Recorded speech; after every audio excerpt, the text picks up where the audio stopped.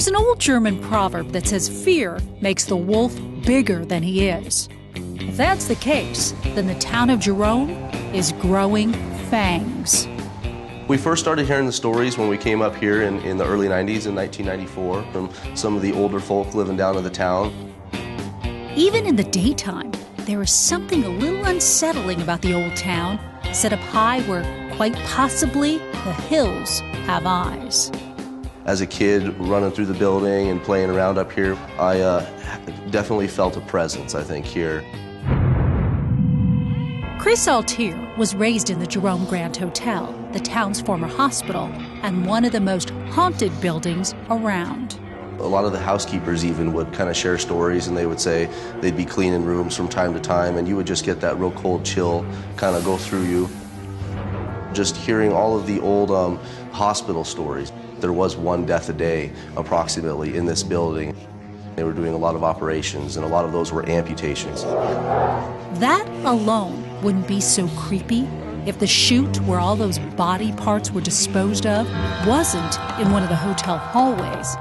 The surgeons and the doctors were able to come out of the operating room, which is down on this hallway, and they were able to walk to that chute and dispose of some pretty gruesome things that were coming out of the operating room. People say the ghosts roam the halls, and visitors to the Jerome Grand Hotel claim they've seen them. We get probably one call every 2 or 3 days from a paranormal group that would like to come up and search at the Jerome Grand Hotel. The biggest group that came up here is without a doubt the Arizona Paranormal Society. And they brought 14 investigators up here on one night, and in one night with those 14 people, they got over 40 hours of paranormal activity evidence. Most hotels want to keep the hauntings quiet, but the Jerome Grand promotes it. They offer a ghost package, which comes complete with digital cameras and ghost meters. Sightings of a woman in white are common. An angry man, believed to have been an elevator repairman, supposedly walks the hallways. He was found crushed to death by the elevator. Chris Altier believes the stories. Creepy things happen to him, too.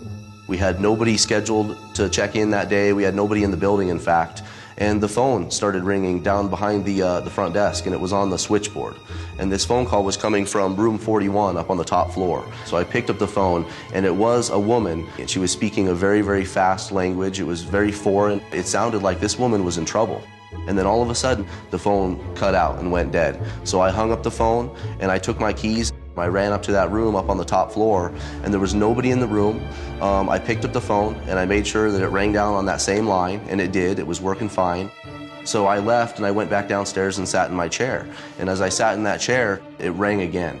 The phone started ringing, and I picked it up, but this time there was just some very, very eerie breathing noises, very disturbing, very raspy breathing noises. If you like the feeling of fright, go there on some full moon night. Even if you don't see anything or anyone, we guarantee it's a Halloween delight.